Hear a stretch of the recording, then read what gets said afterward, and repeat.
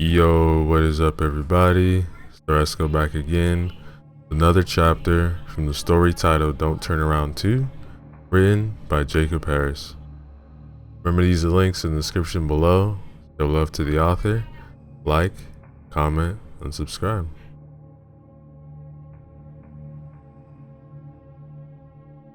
The group arrived at Sayuri's house just as the sun began to sink below the horizon. With such a small amount of moonlight able to penetrate through the blinding fog, looking out the window made it seem as if the four were stranded in the middle of nowhere. How unfortunate we are, said Shin, scribbling down notes in his notebook. He and Kenji were given the living room couches to slumber on for the night, while Izumi got Sayuri's bed and Sayuri slept in her parents' room. How are we fortunate? Well, we met the girl who can blow the story wide open. Might even be able to put an end to all this. Dude, you heard her story. She's practically to blame for everything that's happening. But we are fortunate in one aspect. What might that be? While we're around her, the ghosts won't come for us. Hannah is saving her for last, like some sort of dessert. She might just keep us alive. Well, that is one way to look at things. Izumi was unsurprisingly having much difficulty falling asleep. He tossed and turned for what seemed like hours before finally giving up. All Izumi could do was stare at the darkened bedroom and study the items within it. Sayuri's bedroom felt so cold and unwelcoming. Most teenagers would have bright colors throughout and various other items that showed that a girl was calling that place her own. But this room had little more than the bare necessities. After her first encounter with the girl, Izumi could tell that Shizuru wasn't any kind of typical happy-go-lucky teenager.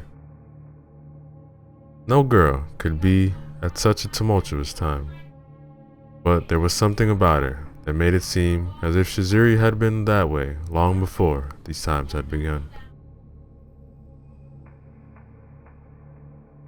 Beside Shizuri's desk were two book bags. Remembering Sayuri's story from earlier that day, Izumi realized one of the bags must have been Shizuko.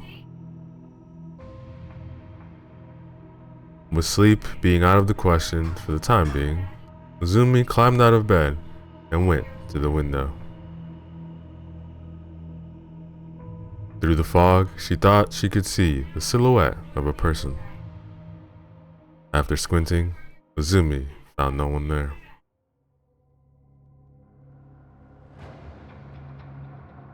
What have you gotten yourself into, Izumi? She asked herself. Despite the bleak environment that had become her new normal, Sayuri was able to fall asleep rather easily. Like most nights, she would not be spending it alone.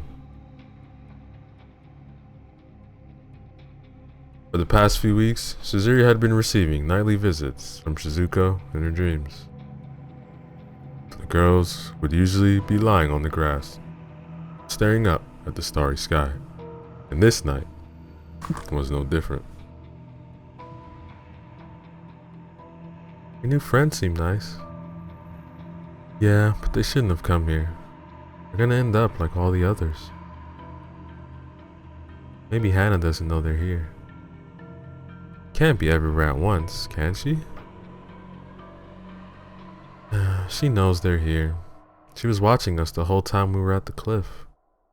I shouldn't have the heart to tell them. I didn't know how they would have reacted. Oh. The two were uncomfortably silent after that. Look, it's Orion, said Shizuko, pointing up at the sky. That one's Ursa Major, Shizuko-chan. Remember? Orion looks like a man shooting an arrow, and Ursa Major looks like a bear.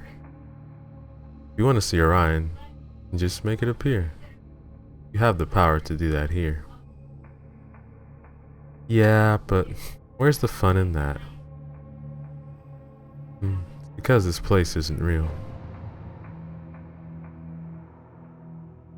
Shizuko, immediately stand up. You don't like it here? No, that's not what I meant. It's the only place where I feel safe. I get to be with you. But we both know that it isn't real. Just dreams. It's real enough. Can't exist outside in the real world like I used to. I know, I just... You want to know how to stop Hana. The only thing you think about when you're here. I know, I'm sorry, Shizuko. I know that if we stop Hana, then your soul will pass on. I won't be able to see you anymore. Is that what you want? I never want to be apart from you. You're my best friend. But still, I don't want anything to happen to you, Sayura. I worry that Hana will change her mind and do something bad. Oh, don't worry about me, Shizuko-chan. Nothing is gonna happen to me. But if something does happen, promise me that you won't be sad, okay? I am not afraid to die. Shizuko drew her knees in and buried her face in them. She then began to cry. Don't say things like that. I'm sorry. Come on, let's count the stars. I'll let you go last. That way, you can win. I don't want Hana to hurt people anymore. I want to help you stop her, but I don't know how. It's okay, we'll figure something out, said Suzuri, while resting her head on Shizuko's shoulder. Hey, you're bad at remembering the constellations. Shizuko smiled and even allowed a small laugh. Now, ladies and gentlemen, is the end of chapter 6.